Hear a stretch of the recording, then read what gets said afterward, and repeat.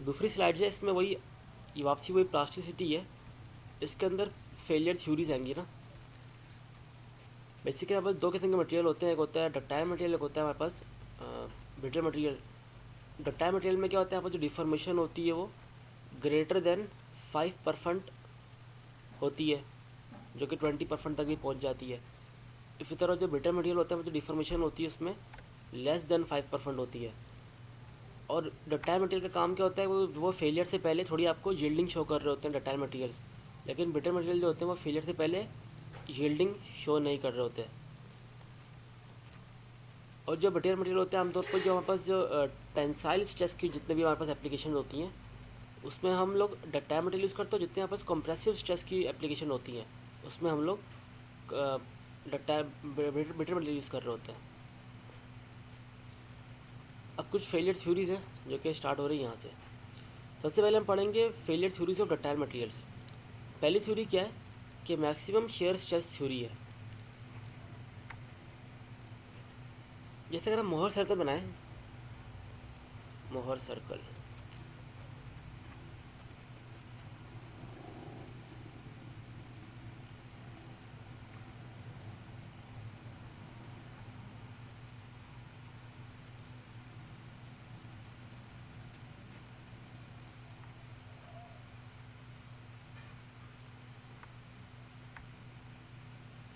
ये हमारे पास ना एक 3D का मोहर सर्कल है। इसमें ये वाला पॉइंट है, इसका नाम दे देते हैं सिग्मा 1, क्योंकि ये मैक्सिमम प्रिंसिपल स्ट्रेस है। ये सिग्मा 2,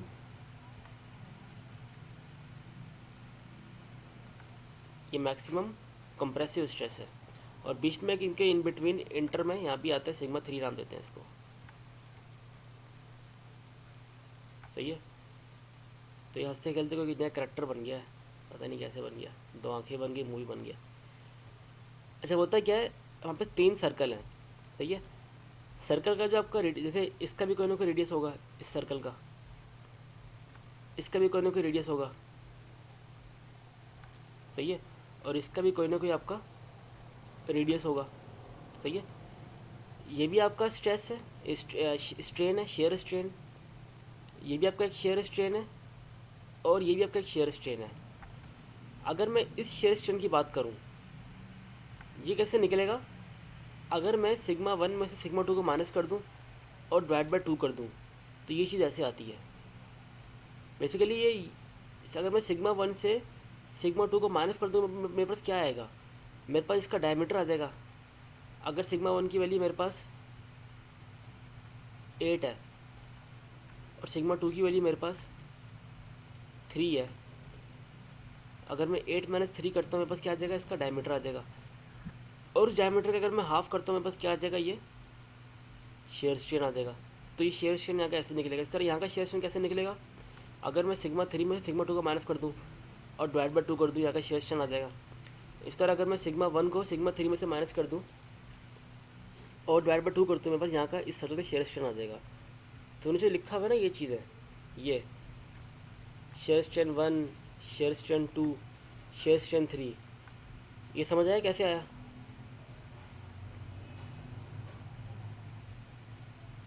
हाँ आ गया। तो ये बेसिकली वही ये मोहर सर्कल से निकाले हुए ये तीनों फार्मूले। सही है। और इसमें जो मैक्सिमम वाला कौन सा होता है, मैक्सिमम वाला ये होगा मेरे मेरे हिसाब से। मैक्सिमम वाला जो मैक्सिमम केस है वो क्या है, वो ये है sigma 1 minus sigma 2 divide by 2, क्योंकि सबसे बड़ा सर्कल जो होता है ना, मैक्सिमम उसका लिया आता है। सही है। तो sigma 1 minus sigma 2 divide by 2 जो होगा वो मैक्सिमम होगा, लेकिन स्लाइड्स के हिसाब से मैक्सिमम ये है क्योंकि इन्होंने सिग्मा 1 को मैक्सिमम लिया हुआ है और सिग्मा 3 को मिनिमम लिया हुआ है। और ये मॉडल्स का मतलब क्या है कि जो भी अंदर वैल्यू आएगी ना उसको आपने हमेशा पॉजिटिव वे में लेना है। तो क्या मैक्सिमम शेयर स्ट्रेस ये होता है आपके पास। इस तरह का कुछ केसेस हैं। पहले केस क्या बोला, अगर हम यूनिएक्सियल स्ट्रेस की बात करें। दूसरा केस क्या, अगर हम बायएक्सियल स्ट्रेस की बात करें। यूनिएक्सियल में क्या होता है कि आपके पास सिर्फ एक डायरेक्शन में स्ट्रेस होता है, बाकी सब कुछ ज़ीरो। वाई में स्ट्रेस ज़ीरो, जेड में स्ट्रेस ज़ीरो। इस तरह जितने आपके पास शेयर स्ट्रेन है सब ज़ीरो। तो यूनिएक्सियल स्ट्रेस में आपके पास जो शेयर स्ट्रेस आता है वो ये आता है। देखो यूनिएक्सियल स्ट्रेस में आपका ये होता है, यूनिएक्सियल स्ट्रेस आपका ये होता है।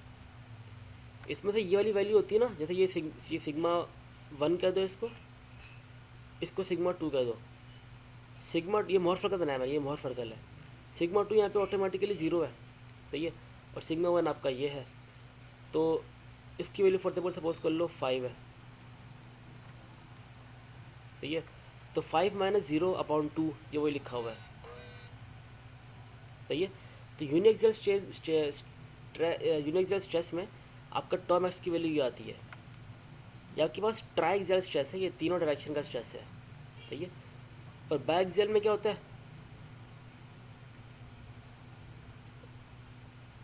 बाइएक्सियल आपका जो इक्वेशन है ना, अच्छा ये एक और चीज़ आ गई इसके अंदर। आपका जो ये जो थ्योरी है ना, मैक्सिमम शेयर स्ट्रेस थ्योरी, उसके अंदर आपको ये फार्मूला आपको याद रखना है। ये फार्मूला क्या बता रहा है कि आपके पास जो नॉर्मल स्ट्रेस होगा ना, सबसे ज़्यादा नॉर्मल स्ट्रेस जो कि 1, इसकी बात की जा रही है, ये वाला स्ट्रेस, इसमें से अगर इसको माइनस कर दें इस वाले स्ट्रेस को, तो उसकी वैल्यू होनी चाहिए वो आपके पास यील्ड स्ट्रेस से कम होनी चाहिए। इस तरह सेकंड माइनस थर्ड की वैल्यू भी यील्ड स्ट्रेस से कम होनी चाहिए, और थर्ड माइनस 1 की वैल्यू भी आपके पास यील्ड स्ट्रेस से कम होनी चाहिए। तो आपको इस थ्योरी को जो आपको फार्मूला याद करना है, वो बेसिकली फार्मूला आपको याद करना है, भैया। और अगर इसके अंदर हम लोग 2 डायमेंशन स्ट्रेस की बात करें, 2 डायमेंशन स्ट्रेस में क्या होता है, आपका सिग्मा 3 0 रहता है। तो ये चीज़ भी 0 हो जाएगी, ये चीज़ भी 0 हो जाएगी। तो जो आपके पास जो यील्ड स्ट्रेंथ होगी ना सेकंड वाली डायरेक्शन में, यहाँ की चीज़ वो ऑटोमेटिकली यील्ड स्ट्रेंथ होगी। और जो फर्स्ट वाली चीज़ होगी यहाँ पे ये वाली, वो आपके पास यील्ड स्ट्रेंथ के बराबर होगी। तो इसमें सिर्फ जो जब हम 2 डायमेंशन स्ट्रेस की बात करते हैं, फिर सिर्फ हम इस वाली इक्वेशन को यूज़ कर रहे होते हैं। अगर ये वैल्यू हमारे पास यील्ड स्ट्रेस से कम आ जाए तो हम बोलते हैं कि हमारा सिस्टम स्टेबल है, और अगर ये वैल्यू हमारे पास इससे बड़ी आ जाए तो हमारा सिस्टम अनस्टेबल हो जाता है। तो अगर 3 डायमेंशन की प्रॉब्लम है, 3 डायमेंशन की प्रॉब्लम हम लोग इसको देख रहे होते हैं, ये इक्वेशन होती है हमारी। अगर ये तीनों इक्वेशन सेटिस्फाई करती है, हम बोलते हैं हमारा सिस्टम स्टेबल है। अगर हम 2D की बात कर रहे हैं, 2D में अगर हमारे पास ये वाली इक्वेशन फुलफिल हो जाती है, तो हम बोलते हैं हमारा सिस्टम हमारा स्टेबल है।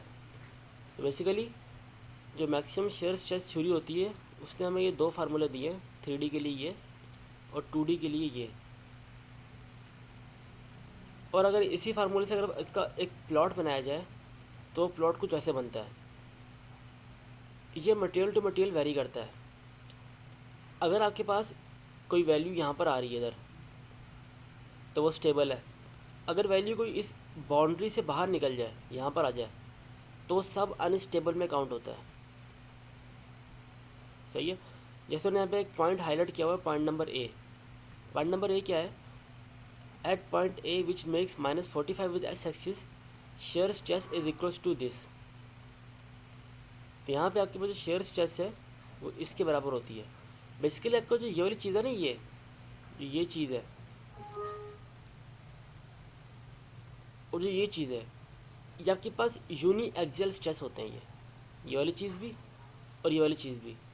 और यूनी एक्सियल स्ट्रेस में क्या होता है, आपके पास सिग्मा y/2 होता है, मैक्सिमम स्ट्रेन होता है आपके पास, मैक्सिमम शेयर स्ट्रेस होता है।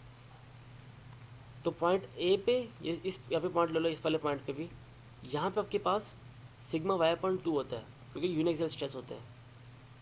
तो जो शेयर स्ट्रेस थ्योरी क्या बोलती है, आपके पास ये 2 फार्मूले दिए हैं, उसने आपको येलो फार्मूला, ये 3D के लिए, आपका 2D के लिए। उसका जो रीजन होता है वो ये होता है, अगर इस रीजन के अंदर आप हो तो आप स्टेबल हो, इसके बाहर जाते हो आप अनस्टेबल बन जाओ। उसकी शेप जो होती है वो हेक्सागोन शेप हमें दे रहा होता है।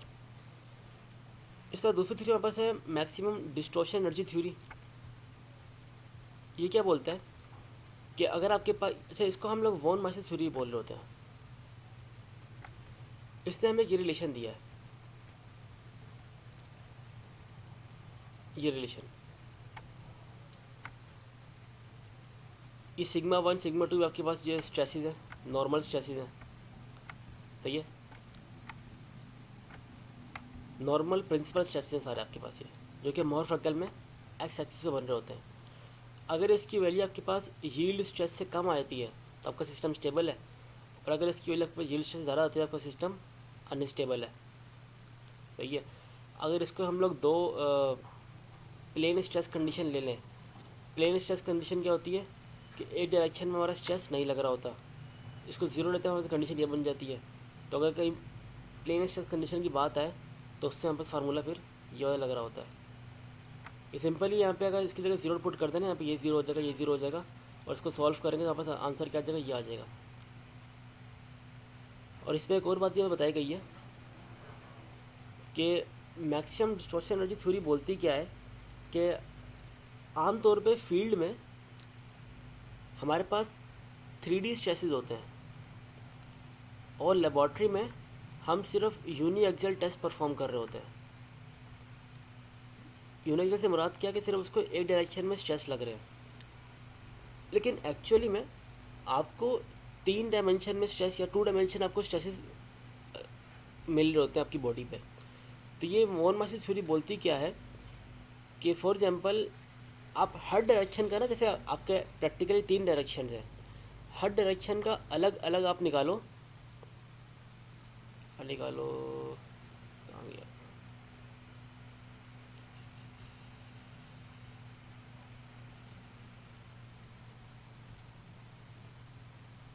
हर डायरेक्शन के अलग अलग आप डिस्टॉर्शन स्ट्रेन एनर्जी निकालो। अगर वो डिस्टॉर्शन स्ट्रेन एनर्जी आपके जो लेबॉर्ट्री में जो टेस्ट किए हुए स्ट्रेन एनर्जी से कम आ रही है, इसका मतलब आपका सिस्टम स्टेबल है। और अगर वो डिस्टॉर्शन स्ट्रेन एनर्जी आपके लेबॉर्ट्री वाले से ज़्यादा आ रही है, कुछ बताओ कि सिस्टम अनस्टेबल हो सकता है। और डिस्टॉर्शन स्ट्रेन एनर्जी निकालते कैसे 3D में, वो ऐसे निकालते हैं। बेसिकली होता कुछ नहीं है, ये स्ट्रेस और स्ट्रेन का मल्टीपल होता है और ज़्यादा कुछ नहीं है। क्योंकि यहाँ पे हम 3 डायमेंशन की बात कर रहे हैं, 3 डायमेंशन में आपने तीनों एक्सिस पे, तीनों डायरेक्शन में आपने इसको इनकॉर्पोरेट किया हुआ है। तो ये आगे सिंपल डेरिवेशन है, इसमें एप्सिलॉन को सिग्मा की फॉर्म में चेंज किया हुआ है, और यहाँ पे इन्होंने पोजन रेशो को भी इनकॉर्पोरेट किया हुआ है। अब होता क्या है, जब हम किसी बॉडी को 3D में एक डायरेक्शन से उसको स्ट्रेस टेंसाइल स्ट्रेस दे रहे होते हैं, तो होता है क्या, दूसरी दोनों डायरेक्शन से ना वो कंप्रेस हो रहा होता है, तो उसकी वजह से ये इफेक्ट इसके अंदर आया हुआ है, पोजन इफेक्ट। जैसे कि हम एग्जांपल लें एक 3D ब्लॉक की, उसकी 3 डायमेंशन ले लें एक्स वाई जेड। अगर उसको एक्स में हम लोग टेंसाइल स्ट्रेस दे रहे हैं ना, वाई में भी दे रहे हैं, जेड में भी दे रहे हैं, मतलब 6 के 6 फेसिस में उसको टेंसाइल स्ट्रेस मिल रही है। जो एक्स में टेंसाइल स्ट्रेस दे रहे हैं ना, उस एक्स में टेंसाइल स्ट्रेस से क्या हो रहा है कि एक्स में तो उसकी डायरेक्शन इंक्रीज़ हो रही है, लेकिन वाई और जेड में टेंसाइल स्ट्रेस देने की वजह से क्या हो रहा है कि उसके अंदर एक्स के अंदर थोड़ी सी कमी भी हो रही है। तो ये जो फैक्टर आया हुआ ना, उस वजह से आया हुआ ये यहाँ पे ये। और फिर एक्चुअली हमारे पास ये केफ अच्छा है हमारे पास। होता क्या है, जब इसको यहाँ से फोर्स दे रहा हूँ, इधर से ही फोर्स मिल रही है, ये एक्स एक्सिस से पोज कर लो, ये वाई से पोज कर लो, ये जेड से पोज कर लो। अब होगा क्या, इस फोर्स की वजह से क्या होगा, ये जो हमारा फेस होगा थोड़ा सा आगे आ जाएगा। सही है, थोड़ा सा सपोज कर लो डिफॉर्म हो गया, लेकिन जो यहाँ पे इसको हम स्ट्रेस दे रहे होंगे ना, ये वाला, इस स्ट्रेस की वजह से क्या होगा, ये इस डायरेक्शन में इसकी लेंथ इंक्रीज होगी, लेकिन दूसरी डायरेक्शन में जो कि ये डायरेक्शन है, यहाँ पे इसका जो लेंथ होगी डिक्रीज होगी। इस तरह ये वाली फोर्स हम लगा रहे हैं, यहाँ पे फोर्स लगाने से क्या होगा कि इस डायरेक्शन में तो इसकी लेंथ इंक्रीज होगी, लेकिन इसकी जो ऑपोजिट डायरेक्शन होगी, इसके परपेंडिकुलर जो डायरेक्शन होगी, जो कि ये डायरेक्शन है, इसकी लेंथ में डिक्रीमेंट आएगा, जिसकी वजह से यहाँ पे आपके पास ये पोजन रेशो का इफेक्ट लगाया गया हुआ है। आमतौर पर होता है कि जब भी किसी बॉडी को हम लोग स्ट्रेस दे रहे होते हैं, तो उसके अंदर दो चीज़ें उसको ब्रेक कर सकते हैं।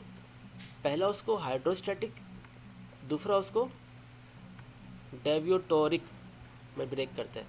हाइड्रोस्टैटिक क्या होता है, ये वाला पोर्शन है आपका, कि हर चीज़ आपकी एक कांस्टेंट डिफॉर्म हो रही है। दूसरा होता है ना, आपके पास क्या होता है, आपके पास चेंजेस होते हैं कि अगर ये चीज़ इतनी निकल रही तो ये कितना अंदर जाएगा, अगर ये बाहर निकला तो ये कितना अंदर जाएगा। वो इसके अंदर इंकॉर्पोरेट होता है। इसको मालूम करना थोड़ा मुश्किल होता है। इसको मालूम कैसे करते हैं, हमारी ये क्वेश्चन बनती है कि मेरे पास टोटल है, डेटोरिक जो होता है ना वो टोटल माइनस हाइड्रोस्टैटिक बन जाता है। फॉर एग्जाम्पल ये ए है, ए बराबर है बी प्लस सी के। सही है, अगर हमें डेटोरिक मालूम करना है, ये हम प्रैक्टिकली मालूम नहीं कर सकते इसको, तो कैसे निकालेंगे, ए की वैल्यू हम निकाल लेंगे, उसमें से बी को सब्ट्रैक्ट करवा देंगे, तो डेटोरिक स्ट्रेसिस हम ऐसे निकाल रहे होते हैं। सही है, फिर फर्दर आगे डेरिवेशन है, करते कराते हमारे पास ये रिलेशन बनता है। और इस रिलेशन में क्या बताया हुआ है कि अगर ये वैल्यू हमारे पास यील्ड स्ट्रेस से कम आती है तो हमारा सिस्टम स्टेबल है, अगर ज़्यादा होती है तो हमारा सिस्टम अनस्टेबल होता है। अगर इसका हम लोग ग्राफ प्लॉट करें तो उसका रीजन ये बनता है। इस रीजन के अगर आप अंदर लाई कर रहे हो तो आप स्टेबल हो, और अगर इस रीजन के बाहर लाई करते हो आप, तो आप फिर अनस्टेबल होते हो। अब ये दो थ्योरी हमने पढ़ी हैं, पहली थ्योरी आपके पास मैक्सिमम शेयर स्ट्रेस थ्योरी, दूसरी मैक्सिमम शेयर स्ट्रेन थ्योरी। क्या करना, गाड़ी में करनी, खा ले, मैं टाइम लगेगा, टाइम है मेरे पास, घंटा लग जाएगा।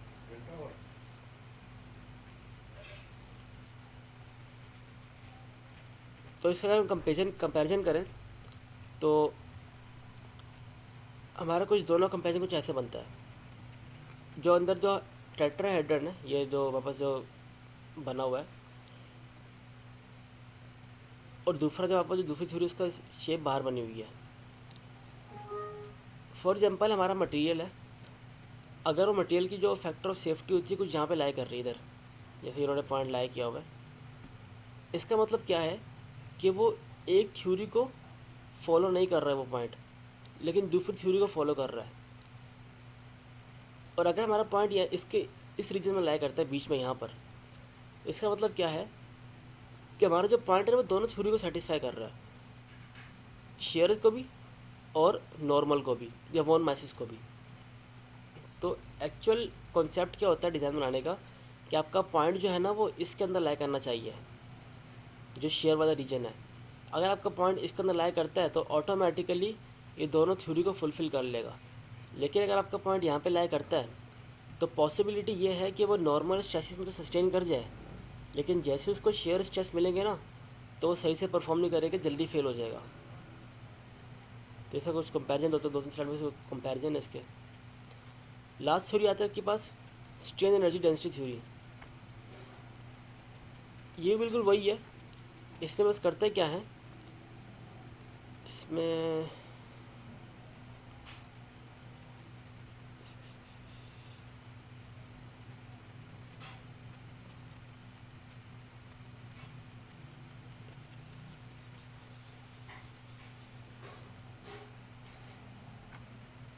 ये डेंसिटी निकाली हुई है आपकी।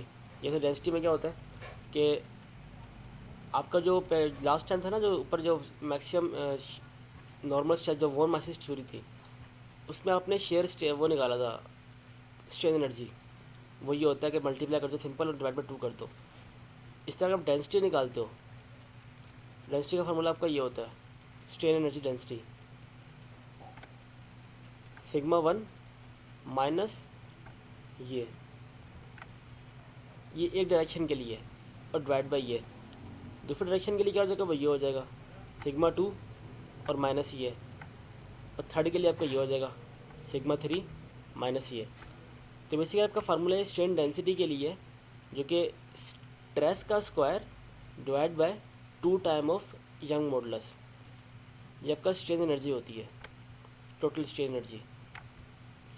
फिर वो लिखा हुआ अगर हम एक डायरेक्शन की बात करें तो ये सब ज़ीरो रहते हैं, एक डायरेक्शन में इसकी वैल्यू ये आती है।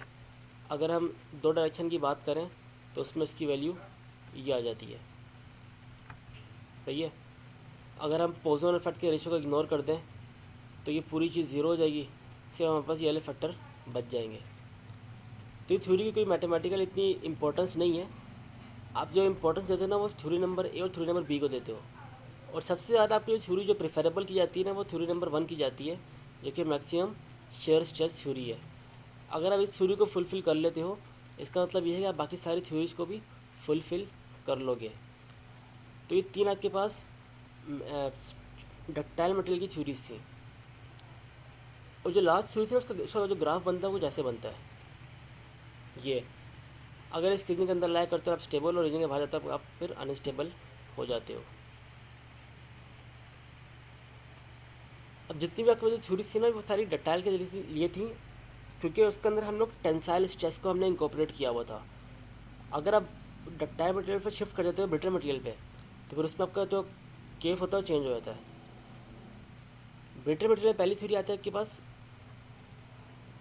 ये वाली, मैक्सिमम प्रिंसिपल स्ट्रेस क्राइटेरिया। इसमें क्या बता रहा होता है कि अगर आपका जो मैक्सिमम स्ट्रेस है वो अल्टीमेट से कम आ जाता है, जैसा आपका मैक्सिमम स्ट्रेस है ना,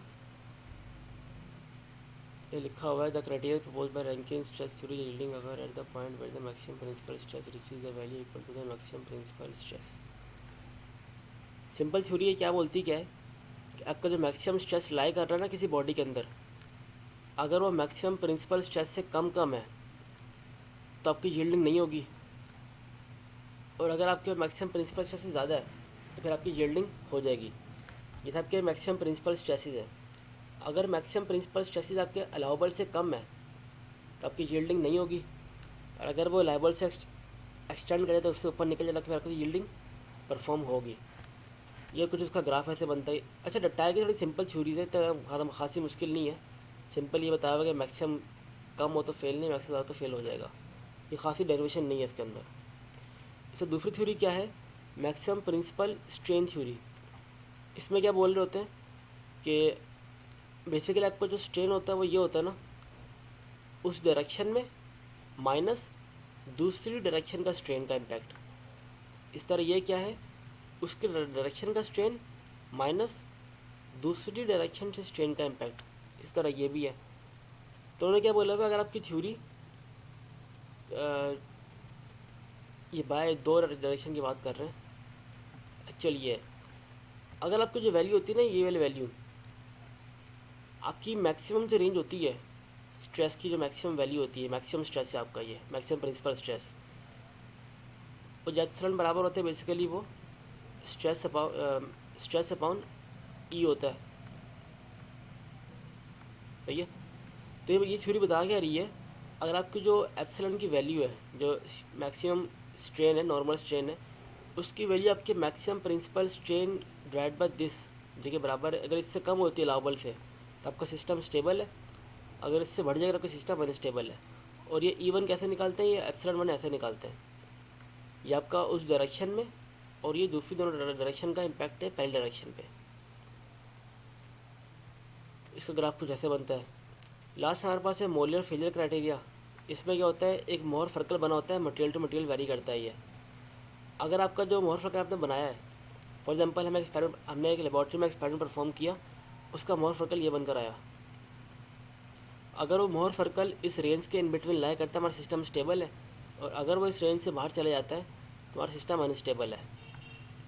ये बता रहा होता है ये, जैसे कि इसका रीजन ये है, अगर मोहर सर्कल यहाँ पे होगा तो अनस्टेबल, अगर अंदर होगा तो हमारा सिस्टम मोहर सर्कल स्टेबल हो जाएगा। तो बेसिकली सिंपल थ्योरी वाले क्वेश्चन थे। कोई चीज़ समझ तो नहीं है क्या बोल रहा हूँ, कोई चीज़ समझ आई? हाँ गई समझ। चल मैं असल चीज़ इसमें न्यूमेरिकल है उसको देखते हैं। तो इसमें न्यूमेरिकल कुछ 4 से 5 न्यूमेरिकल हैं इसके, वो देखते हैं। प्रॉब्लम 1 में क्या बोला हुआ है कि इसमें एक लोड लग रही है, एक फ्लाई व्हील है, और उसमें आपके पास कुछ स्ट्रेसेस गिवन है, सिग्मा एक्स, ये सिग्मा एक्स गिवन है, सिग्मा वाई गिवन है, और आपको शेयर स्ट्रेस गिवन है, और आपका जो मैक्सिमम यील्ड स्ट्रेस आपको वो भी गिवन है, ये वही सिग्मा वाई आपका। सही है। आपसे पूछा क्या गया है कि हमें बताओ कि मटेरियल को आप लोग पहले चेक करो, ट्रेस्का यील्ड क्राइटेरिया से, ट्रेस्का यील्ड वही है, मैक्सिमम शेयर स्ट्रेस थ्योरी है, मैक्सिमम शेयर स्ट्रेन थ्योरी, हाँ मैक्सिमम शेयर स्ट्रेस थ्योरी है ट्रैक का। दूसरा क्या, फिर आपको आपको इसको चेक करना है इस पूरे प्रोसेस को बाय वॉन मार्शल थ्योरी, और फिर आपने दोनों को कंपेयर करना है। सबसे पहले हम करते क्या, हमें पास ये डिफरेंट स्ट्रेसेस गिवन होते हैं, डिफरेंट स्ट्रेसेस को यूज़ करके हम सबसे पहले नॉर्मल स्ट्रेसेस निकालते हैं, प्रिंसिपल स्ट्रेसेस। तो टू डायमेंशन में प्रिंसिपल स्ट्रेस निकालने का फार्मूला ये है, आपके पास ये भी गिवन है, ये भी गिवन है, यहाँ पे वो वैल्यू पुट कर दो कि यहाँ पे आपको शेयर की वैल्यू पुट कर, आपको मैक्सिमम स्ट्रेस की वैल्यू ये आ गई। सही है। तो ट्रैकिया वाला क्राइटेरिया क्या बोलता है, वो क्राइटेरिया आपका ये था। अगर हम 3 डायमेंशन की बात कर रहे हैं, 3D की बात कर रहे हैं, तो उसमें फार्मूला ये यूज़ होता है 3D के लिए। अगर आप 2D की बात करो, उसमें फार्मूला आपका फिर ये यूज़ होता है। शायद ये शेयर स्ट्रेस थ्योरी है ना ये, हाँ, वो शेयर स्ट्रेस हो रही है, इसको ये भी तो बोलते इसमें हैं। ये नॉर्मल स्ट्रेन लेते हैं हम। हाँ, नॉर्मल स्ट्रेन लेते हैं, क्योंकि जो नॉर्मल होता है ना, ये बेसिकली आपके ये जो शेयर कोई जो स्ट्रेस होता है ना, शेयर स्ट्रेस को रिलेट कर रहा होता है। अगर हम यहाँ पे सिग्मा 1 माइनस सिग्मा 2 करें, तो आपका वो शेयर स्ट्रेस ही आ रहा होता है डिवाइड बाय 2 करने के बाद। ठीक है, ठीक। तो ये माइनस का मतलब ये है कि यहाँ पे शेयर को इंकॉर्पोरेट किया जा रहा है, बस डिवाइड बाय 2 नहीं है यहाँ पे। अगर 3D में तो ये यूज़ करते हो और 2D में ये यूज़ करते हो। अगर आपका 2D का क्वेश्चन है तो उसमें आपने ये यूज़ किया हुआ है, सिग्मा 1 माइनस सिग्मा 2।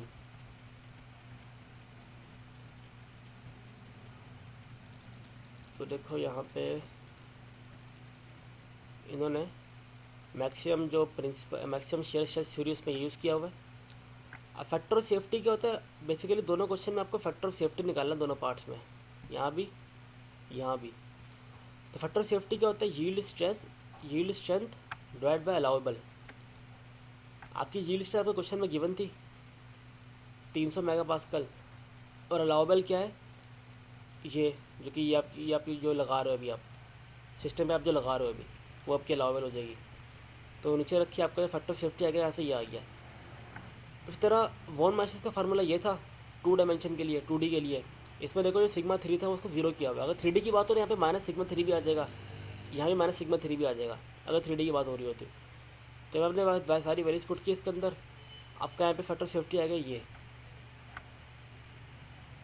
अब जब हमारे पास 2 डिफरेंट फैक्टर ऑफ सेफ्टी आते हैं ना, तो हम जो कम वाला होता है ना उसको प्रेफर करते हैं। हमारा आंसर एक्चुअली ये होगा। सही है। जब भी कुछ ऐसा क्राइटेरिया, कोई ऐसा प्रॉब्लम होगी जिसमें 2 या 3 फैक्टर ऑफ सेफ्टी हमारे पास आ रहे हो, तो हम जो कम वाला फैक्टर ऑफ सेफ्टी होता है ना उसको चूज़ कर रहे होते हैं। जैसे कि यहाँ पे कम वाला फैक्टर ऑफ सेफ्टी हमारे पास मैक्सिमम शेयर स्ट्रेस से आ रहा था, हमने इसको चूज़ कर लिया। तो एक्चुअली हमारा आंसर ये है। और दोनों का हमने कंपेयर किया, जो हमें सबसे कम फैक्टर ऑफ सेफ्टी देता है ना, वो एक अच्छी थ्योरी होती है। क्या क्या criteria is more conservative as it predict yielding at the smaller load. सही है। फैक्टर ऑफ सेफ्टी कम से मुराद क्या है कि जैसे उसी एरिया की बात करते हैं।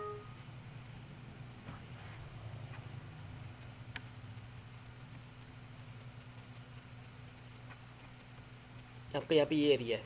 सही है। अगर आप यहाँ पे लाई करते हो इधर, सही है, तो आपका फैक्टर ऑफ सेफ्टी कम होता है। लेकिन अगर यहाँ पे लाई करते हो ना इस जगह पे, तो आपको अपना फैक्टर ऑफ सेफ्टी ज़्यादा बढ़ाना होता है, जिसकी वजह से आपको अपना मटेरियल यहाँ पे ज़्यादा लगाना होता है ताकि आप फेलियर से बच जाओ।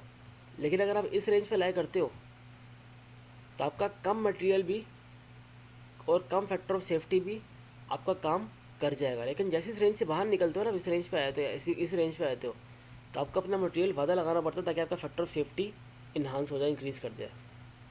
तो इसलिए मेरी कोशिश होती है कि फैक्टर ऑफ सेफ्टी जिस थ्योरी से कम आए ना, वो आपकी ज़्यादा ऑथेंटिक थ्योरी होती है।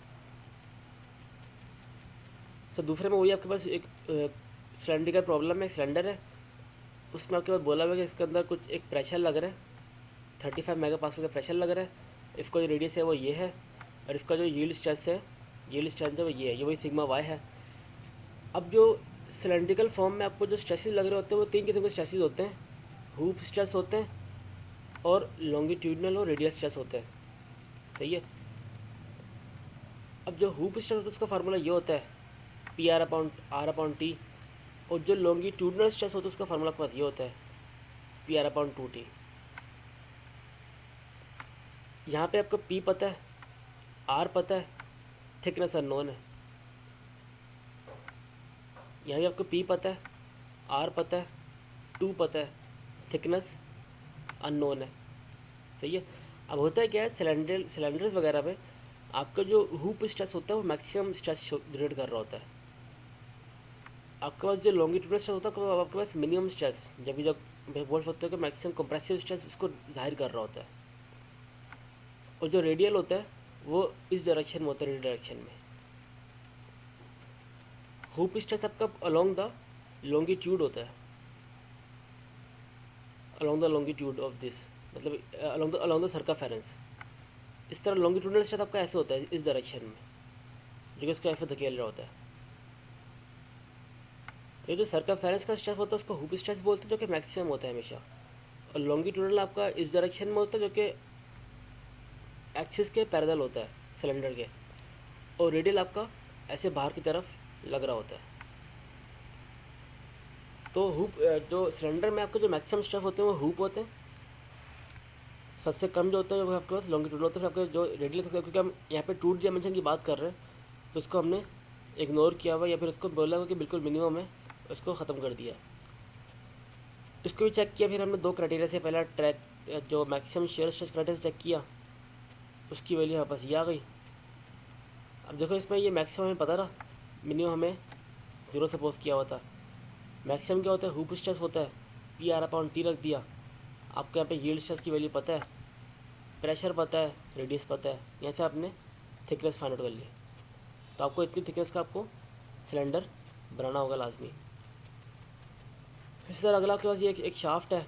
इस शाफ्ट को बेंडिंग मूवमेंट दी जा रही है और इसको टॉर्जन भी दी जा रही है, टॉर्क भी दिया जा रहा है। तो ये इसको टॉर्क दिया जा रहा है, टॉर्क बोल रहा हूँ, मूवमेंट दिया जा रहा है, और इसका एक बेंडिंग मूवमेंट दी जा रही है। तो होता है कि 2 इक्वेशन होती है, होती है बेंडिंग मूवमेंट इक्वेशन होती है और एक टॉर्जन इक्वेशन होती है। टॉर्जन इक्वेशन से हमारे पास शेयर स्ट्रेस आता है और बेंडिंग मूवमेंट इक्वेशन से हमारे पास नॉर्मल स्ट्रेस आता है। सही है, ये बेंडिंग मूवमेंट की वैल्यू आपके पास बेंडिंग इक्वेशन से आई, ये वाली मैक्सिमम शेयर नॉर्मल स्ट्रेस की, और मैक्सिमम शेयर स्ट्रेस की वैल्यू आपके पास टॉर्जन इक्वेशन से आई है। और टेंशन जो आपके पास टॉर्क है, टॉर्क बोल रहा हूँ, मूवमेंट की वैल्यू, और आपके पास जो बेंडिंग मूवमेंट की वैल्यू आपको गिवन है। सही है, इसके अंदर भी आपने जो क्राइटेरिया फॉलो करना है, पहले आपने मैक्सिमम प्रिंसिपल स्ट्रेस निकाले, सिग्मा 1 सिग्मा 2। तो बेसिकली इसे निकालना है कि आपको इसे आपको डायमीटर निकालना है कि शाफ्ट का डायमीटर कितना रखा जाए हमारा सिस्टम फेल ना हो। तो उसको इन्होंने सॉल्व कुछ ऐसे किया हुआ है कि पहले इसको मैक्सिमम प्रिंसिपल स्ट्रेस के अंदर रखा, मेरे ख्याल से मैक्सिमम प्रिंसिपल आपको गिवन होगा, फैक्टर सेफ्टी गिवन है आपको। आपके पास टेंसाइल स्ट्रेस भी गिवन है।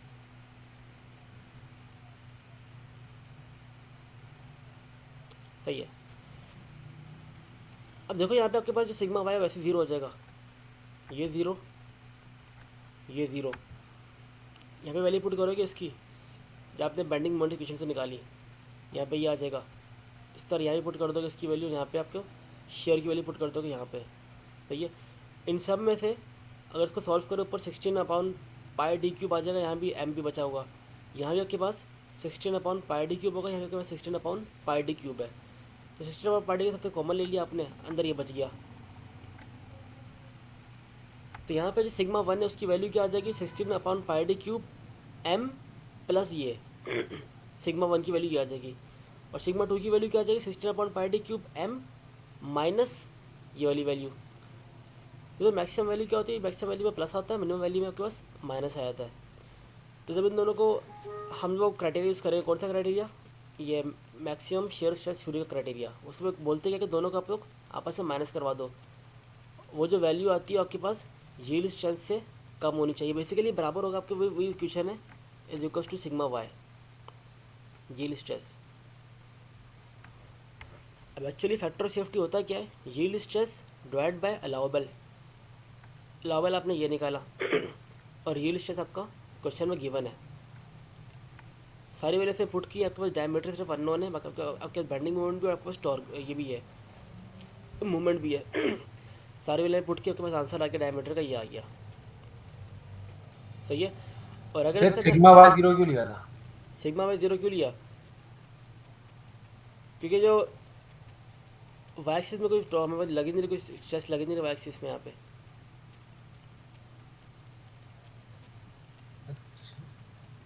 एक्स एक्सिस में लग रहा है, ये कैसा चल रहा है? बेसिकली जो बेंडिंग मूवमेंट होती है ना, बेंडिंग पोजिशन होती है, देख लेते हैं इसको।